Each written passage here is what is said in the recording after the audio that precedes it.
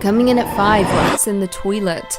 Urban legends about animals in sewers have been rife throughout history, with the most notable being the alligators and crocodiles in the sewers of New York, which for the most part actually turned out to be true. However, the thought of finding something in your toilet inches away from vulnerable areas of your body, well, that's something nobody wants to think about. While the alligators and crocodiles are a far reach, this legend seems to have some elements of truth. A toilet drain is just wide enough for a rat to climb up, first and foremost, with the animals being attracted to sewage lines due to undigested food in feces. They follow the pipes and boom, wind up in your toilet bowl. Back in 1999, a woman in Virginia got a nasty fright when she went to the toilet and found a rat there waiting for her. Honestly, I've never feared a toilet before, but I certainly do now.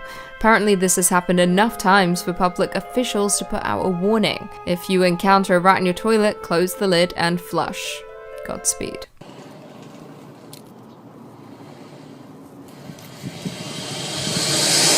Coming in at number 4, the Bunny Man. The Bunny Man is an urban legend that originated in Fairfax County, Virginia back in 1970. The legend has many variations, but for the most part involves a man wearing a rabbit costume who attacks people with an axe or hatchet.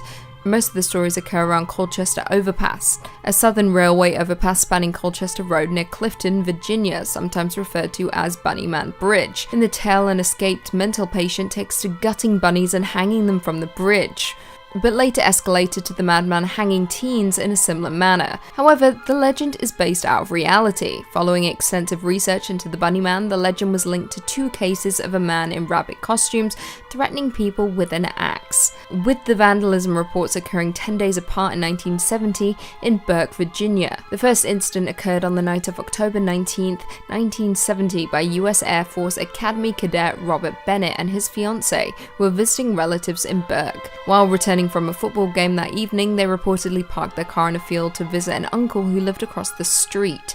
As they sat in the car, they noticed something moving outside the rear window. Moments later, the front passenger window smashed and there stood a figure in a bunny costume. As they drove away, the couple discovered a hatchet on the car floor. The second reported sighting occurred on the night of October 29, 1970, when construction security guard Paul Phillips approached a man standing on a porch of a home on Guinea Road. The man was wearing a white bunny costume and appeared to be around 20 years old. According to Paul, the man stated, I quote, "You are trespassing. If you come any closer, I'll chop off your head." Now, while neither incidents resulted in death or disembowelment, the thought of an adult in a bunny costume wielding a hatchet is absolutely terrifying. At number 3, the sperm whale. Before sailors managed to encounter whales in the ocean, their carcasses would wash up on shore. Richard Ellis is a marine biologist who is the author of the book called Monsters at Sea. He believes that due to this creature's habit of being stranded on shallow beaches, it was probably responsible for man's legends and myth of sea monsters. It's expected that back in the day, many people confused this whale with a more mysterious creature such as the Leviathan. After all, the sperm whale is the largest toothed predator in the world. It can grow up to 67 feet long and weighs as much as 125,000 pounds. So as you could imagine, many people didn't stick around when they saw this creature, but obviously it caused their minds to wander. And with the Leviathan's name out there, it makes sense that someone would put 2 and 2 together. Coming in at number 2, Bible. This creature actually had a biblical reference. Job 41, which states, I will not keep silent concerning his limbs or his mighty strength, or his orderly frame. Who can strip off this outer armor? Who can come within this double mail? Who can open the doors of his face? Around his teeth there is terror. His strong scales are his pride. Further down it continues on saying, his underparts are like sharp potsherds. He spreads out like a threshing sledge on the mere. He makes the depths boil like a pot. He makes the sea like a jar of ointment. Behind him he makes a wake to shine. Nothing on earth is like him. One made without fear. He looks on everything that is high. He is our king over all sons of pride. So yeah, that's a lot. The Bible actually mentions this creature on a few occasions, more than 12 times. Looking back on the text, people now believe that the Leviathan that was being discussed was just a large crocodile or whale or shark that they just emphasized in size. People are saying the descriptions make him out to be a large sea reptile. And at number 1, the Middle Ages.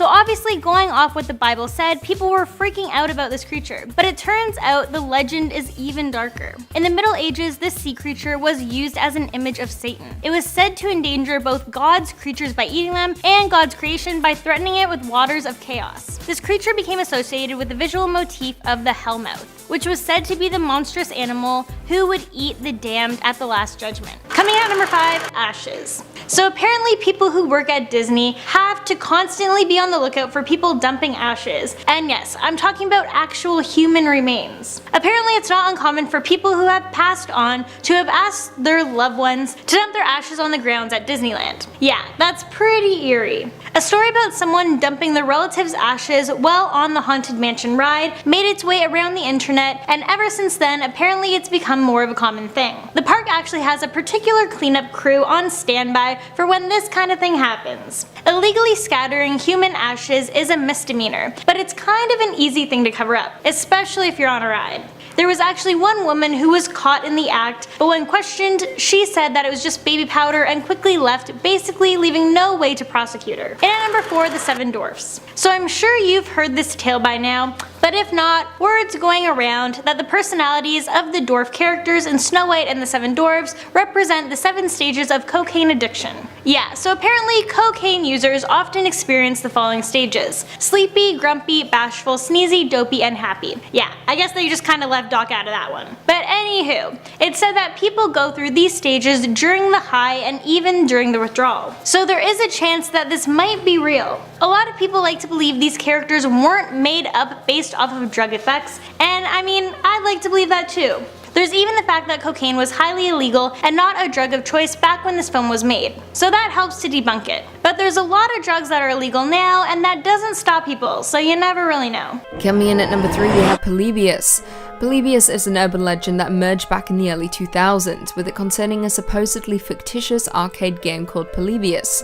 The legend describes the game as part of a government-run crowdsourced psychology experiment which was based in Portland during 1981. According to the legend, the game apparently produced intense psychoactive and addictive effects in players, with the machines being said to have been periodically visited by men in black for the purpose of data mining the machines and analysing the effects. Now, while the entire legend doesn't quite hold up, there are some pieces that are actually based in fact. Brian Dunning, host of the Skeptoid podcast, did some digging and discovered that a 12-year-old named Brian Mara had become sickened during a 28-hour marathon video game contest in Portland back in 1981. Just a few short days later, the Portland arcades were raided by federal agents who seized cabinets that were being used for gambling. Add these two events and add some fictitious elements and you have the legend of Polybius.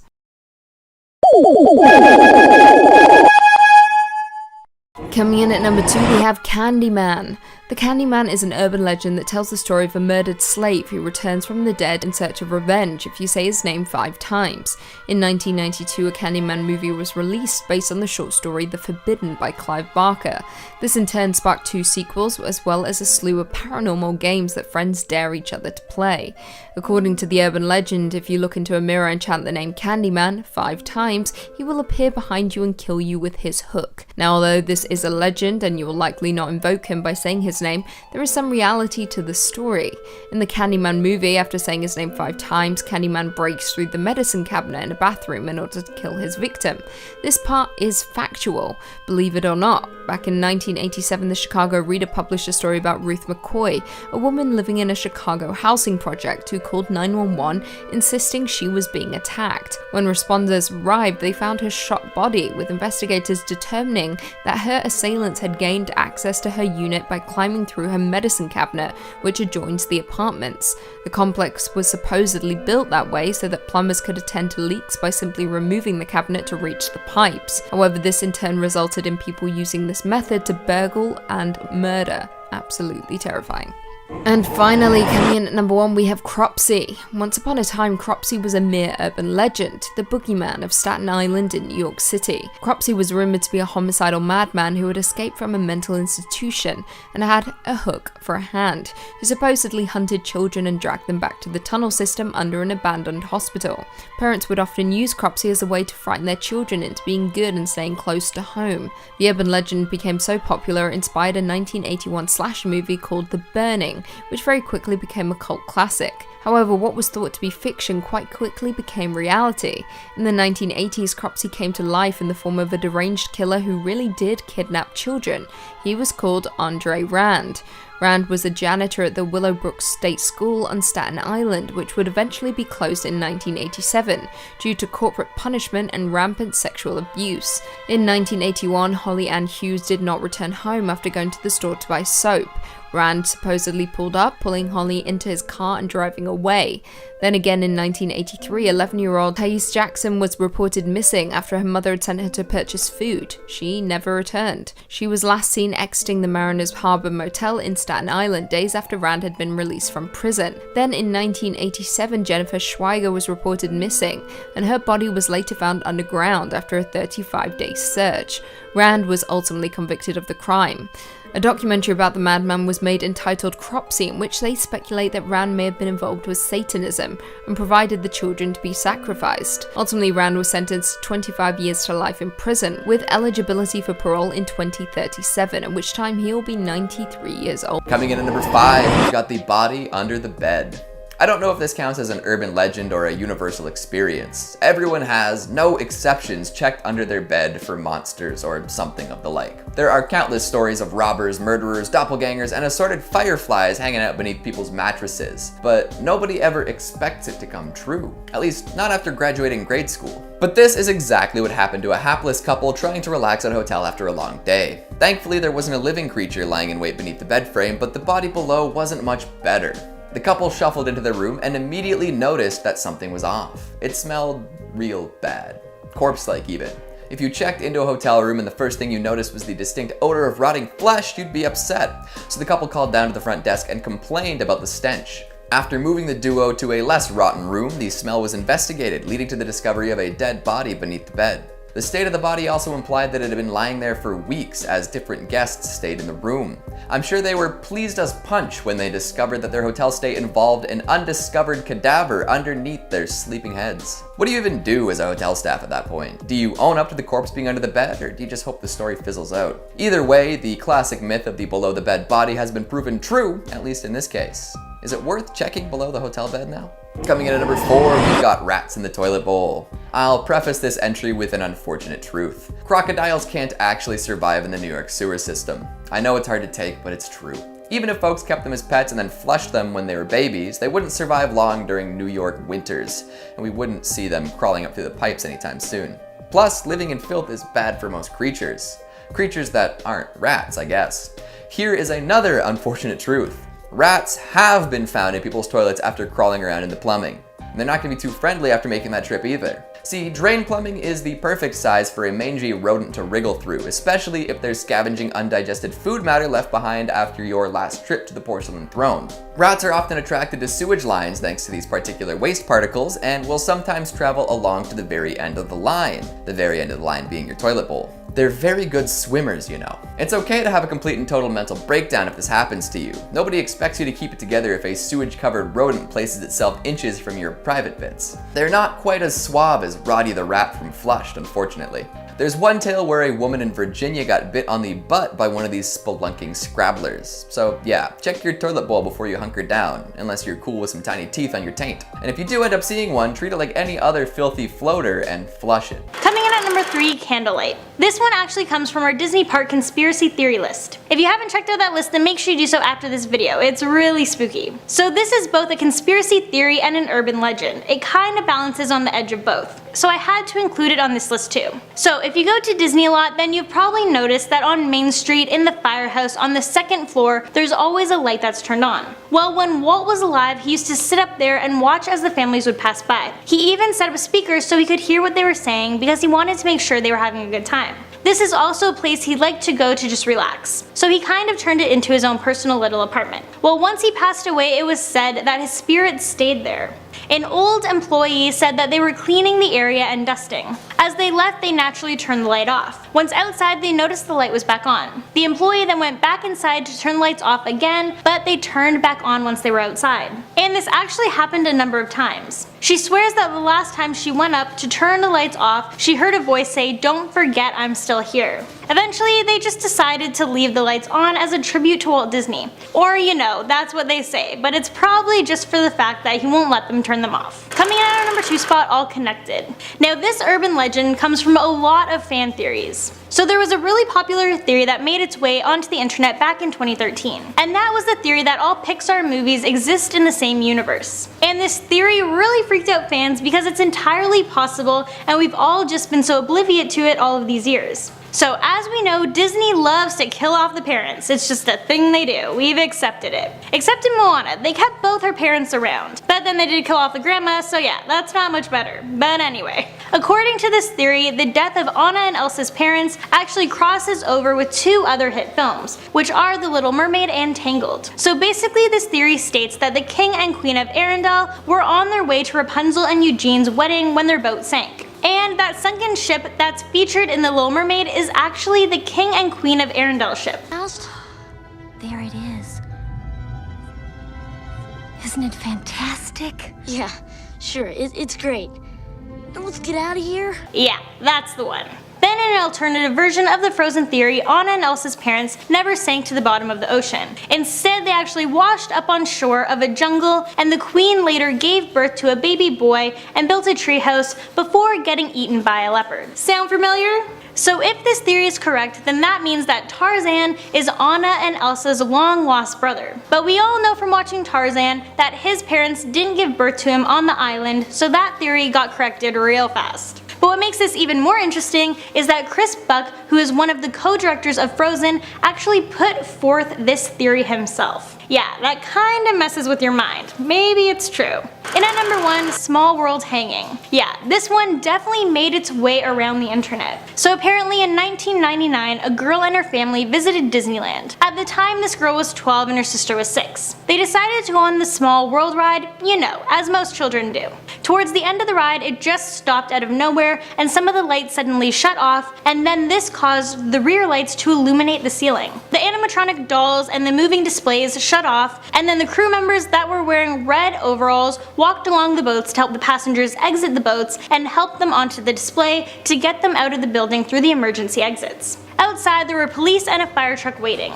A voice came on over the speakers and said, "Disneyland thanks you for your visit. Please evacuate the attraction in an orderly fashion. Keep looking forward and follow the directions of the staff. Thank you." Now, I don't know about you guys, but if someone tells me to look forward, I'm gonna find that a little suspicious. And I'm kinda gonna glance around a little bit, you know what I'm saying? But in reality, it's probably to keep you from tripping. But I mean, you never know. And it appears this girl's mother is like me and she glanced around. She took some pictures of the crew and close-ups of the dolls. And then she snapped a few more random pictures. I mean, why not? You're on vacation, right? Okay, so as I said, this was back in the 90s, so they had to get the camera roll developed in order to see the pictures. Yeah, no iPhones back then. So once the pictures were developed, they came across this one, which was the last one on the roll. So clearly this looks like someone committed suicide, someone in red overalls at that. Obviously Disney denies that this is an actual person, they say that it's just one of the dolls. But if that's true, then why did they just all of a sudden shut down the ride, have people evacuate, tell people to look forward, and have police and an ambulance outside? Some people have claimed this is a hoax, but I don't know, seems pretty real to me. Let me know what you think down below. Starting off at our number 5 spot, the Dog Boy. This urban legend comes to us from Arkansas, and it's about a werewolf-like dog man who would roam around the town of Quitman, killing people and animals, but it turns out this just somewhat embellishes a true story. So in 1954, Gerald Beatus was born, and right from the beginning he had a bad reputation. As he grew up, he was said to be cruel and sadistic. Rumor had it that he would capture stray animals and perform some pretty messed up experiments on them. As he grew older, his cruelty grew stronger and he began hitting his parents. Then in 1981, when Gerald was 27, his father was found dead in his home. The paper stated that it was from an illness, but the townspeople believed he died at the hands of his own son. His mother ended up testifying against him in court, and Gerald was sent to prison. This is where he ended up dying sometime in the 1980s. People have said his spirit still haunts the house he grew up in. In many versions, his ghost walks on all fours like a shaggy dog, hence the title of the urban legend, the Dog Boy.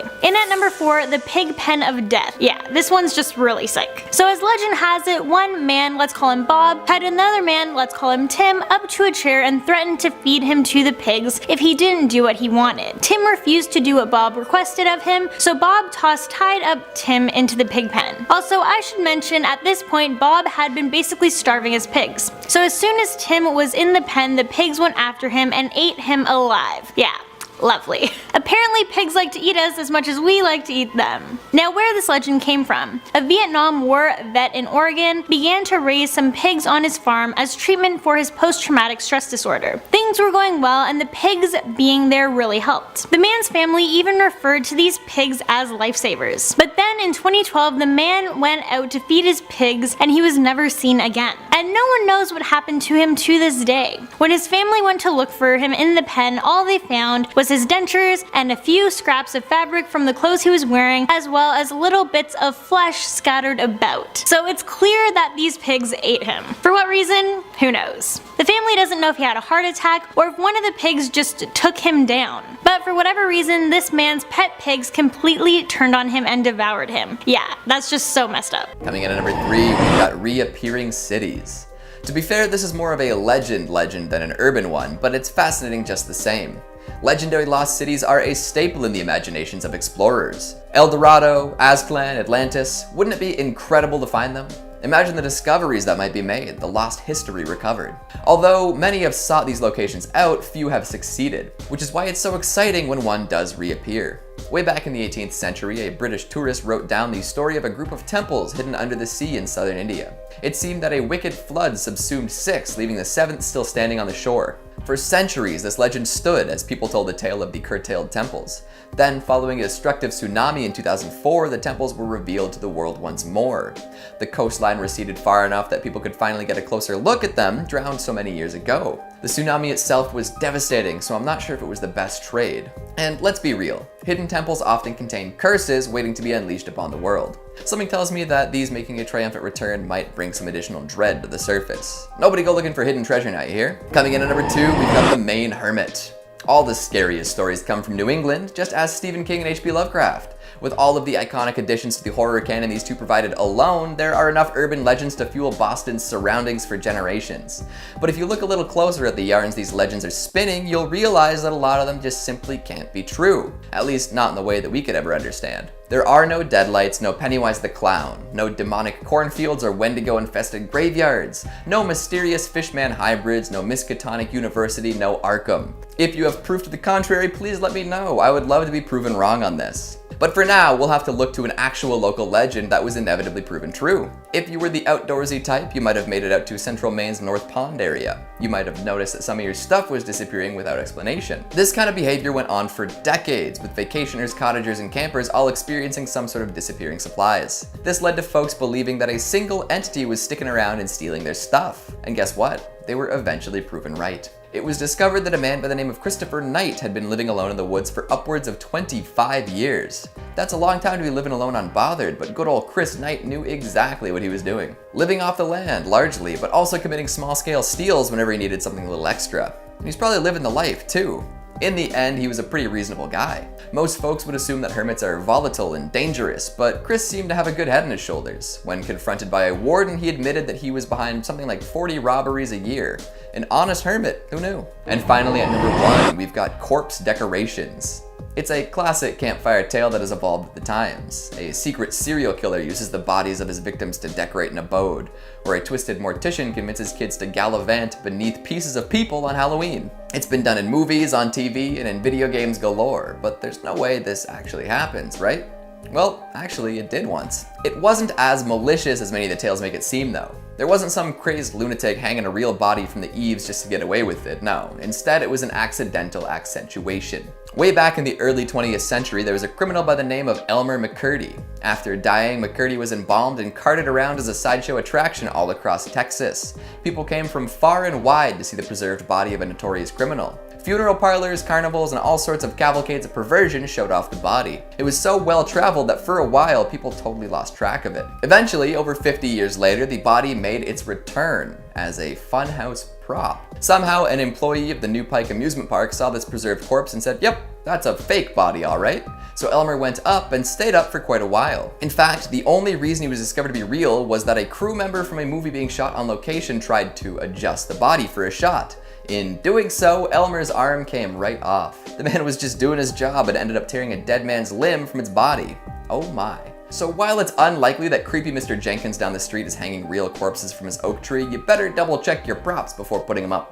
Coming in our number 5 spot, killer living in your home. Now this one is super creepy. It's about a killer who actually secretly lived in the family's home for weeks before killing them. This took place in 1922 in a small isolated farm in Germany. Everything was normal and the family were doing their daily routines when all of a sudden things just started to vanish with no explanation. Keys went missing, objects would not be in their usual spot, and weird footprints were spotted around their land. Then one night the family began to hear footsteps in their attic. But for whatever reason, they didn't think much of it, and they just ignored it. But they probably should have checked it out because a week later, the husband, wife, daughter, 2 grandchildren, and the maid were brutally killed by an axe-wielding maniac. And it just so happens he was living in their attic. The family's bodies were discovered 4 days later, and until this day, no one knows who the killer was. Coming in our number 4 spot, the pig pen of death. Turns out some pigs are as into eating us as we are into eating them. In Oregon, a Vietnam War vet started to raise pigs as a form of treatment for his post-traumatic stress disorder. Things were going great and the pigs were a huge distraction. But then one day in 2012, this man went to feed his pigs and never came back. His family went out to look for him, and when they got to the pen, all they saw were his dentures, a few pieces of fabric, and flesh.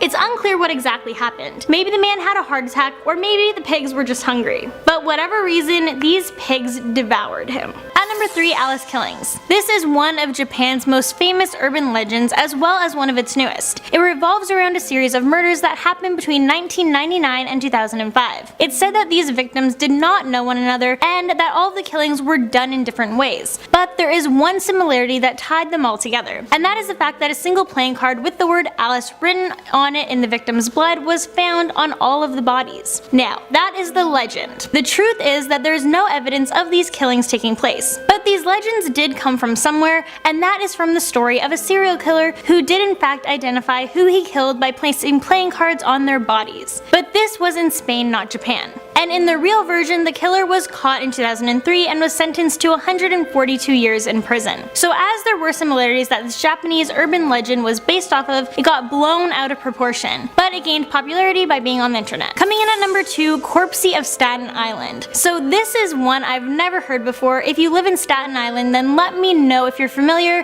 with this urban legend. So apparently Corpsey is like the boogeyman of Staten Island in New York City. He was rumored to be a homicidal madman who was an escaped mental patient who would hunt children. Once he caught a child, he would drag them back to the abandoned ruins of the old Seaview Hospital. Basically, parents would tell their children this story about Corpsey to scare them into being good. But then in the late 1970s, Corpsey actually came to life in the form of a real homicidal man named Andre Rand, who actually did hunt children. Back in 1987, Rand, who worked at a state school as a janitor, was arrested in connection with the disappearance of a 12-year-old girl with Down syndrome named Jennifer. In the same year, the state school closed. So at this time, Rand was homeless and lived on the grounds of the abandoned school. The school also happened to be close by the abandoned Seaview Hospital, so closely tied in with the Corpsey legend. Searchers then found Jennifer's body in a shallow grave on the school grounds, and Rand was charged with her murder. But that's not all. Rand also had a record of crimes against children that dated back to 1969 when he was arrested for trying to rape a child. And in 1983, kidnapped a bus full of children for an afternoon.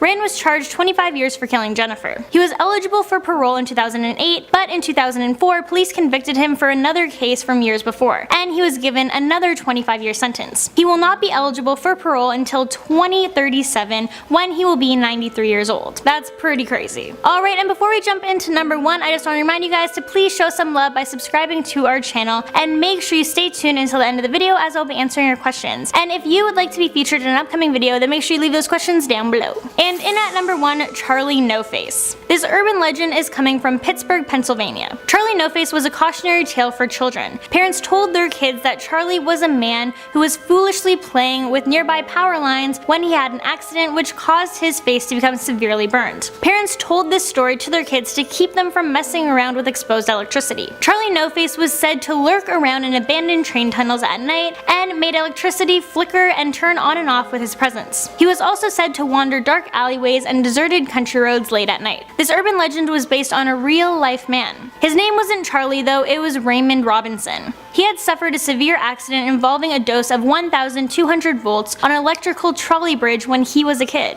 His eyes were cooked into their sockets, his nose was burnt off, and his left arm was destroyed up until the elbow. This amount of electricity should have ended up killing him, but it didn't. Because he didn't like people to see him looking this way, he would only go out at night. But unlike the legend, Raymond didn't do any type of haunting, and he was actually very friendly to people he would come across. He would even sometimes let teens take pictures with him in exchange for cigarettes. Starting off at our number 5 spot, first sighting. In 6th century AD, an Irishman named Saint Brendan and 18 other monks sailed across the ocean. During this journey, they came across an island that was unlike anything they had seen before, as it was black and treeless. But they decided to camp there for the night nonetheless. Upon setting the camp, the island began to move. Obviously, this freaked everyone out, so they headed back to their boat. They later learned that when they returned home, that where they were trying to set up camp wasn't an island at all. It was actually on the Leviathan's back. The Leviathan was also referred to as the Great Sea Monster. The sea creature was said to breathe fire and blow smoke from its nostrils, and that it was so large that the sea would boil when it swam on the surface. It was also said to fearlessly rule all of the other sea creatures, and that it had large, tough, overlapping scales, which is why it was hard for people to bring it down. The monks told this story for many years, and that is the version we know today. Now, there are a lot of people who think that these monks just made this up, to seem tough, because it's kind of hard to believe that this large creature didn't harm them. But I mean, hey, at one point back in time, it's possible the Leviathan was real. In at number 4, Jewish mythology. In Jewish mythology, the Leviathan is described as a primordial sea serpent. In the Old Testament, this creature is said to be a sea serpent with multiple heads. It's also said this creature was killed by God and given as food to the Hebrews in the wilderness. It's said there were originally only 2 Leviathans created. The myth said that God realized that if the Leviathan and his mate were to procreate, they would devour the world. So God ended up killing the female. At number 3, woman with headache discovers unwelcome guest in her brain. A 31-year-old woman went on a sunny vacation to Mexico and had a blast. She came back and everything was fine for about 2 years, but then she began suffering from severe headaches and vision problems. She went to see a doctor and they told her she had translucent jelly-like sacs sitting on her brain. And if it's possible to get any worse, each of these contained a baby tapeworm. The doctors informed her it was likely she picked up the parasite during her trip to Mexico. Which, when you think about it, is super creepy because she had gone to Mexico 2 years prior. So basically, this parasite was just sitting on her brain for 2 years. And at number 2, man checks malfunctioning oven and gets trapped inside. One day, a huge industrial oven in a British factory just stopped working. So a supervisor decided to inspect it. He jumped inside and began to check it out. But what he didn't know was another worker actually fixed it just minutes earlier. The same employee returned shortly after, and not knowing anyone was inside, he turned the oven back on. And to make matters worse, this man was engaged to the supervisor's daughter. So basically, he just set his father-in-law on fire. Now you might think there was a small chance of him getting out or screaming for help. But unfortunately, once the oven is turned on, the doors automatically slam shut and lock, so no one would have been able to hear him. His body was only discovered after employees noticed smoke blowing out of the oven. And in our number 1 spot, the legend of Charlie No-Face. This is a legend from Pittsburgh, so if you grew up there, it's likely you know about it. Charlie was said to have lost his face because he was foolishly playing near power lines. Charlie was known to wander in dark alleyways and deserted countrysides during nightfall looking for children. At least, that was the legend anyway. But it turns out Charlie's real name was actually Raymond Robinson, and he was a man who was cursed with a deformed skull-like face. Before his deformity in 1919, young Raymond was horsing around with some of his friends on a local electrified trolley bridge. Of course, fooling around with electricity, he got hurt. Raymond got a dose of 1,200 volts, which scorched his face like a blowtorch. Here's an idea of what he looked like. His eyes were scorched into their sockets, his nose was burnt off, and his left arm was destroyed up to his elbow. But through all of this, he somehow survived. For the remainder of his life, he basically lived in solitude, only leaving the house at nighttime because he didn't want to scare the children. And that's how the legend started.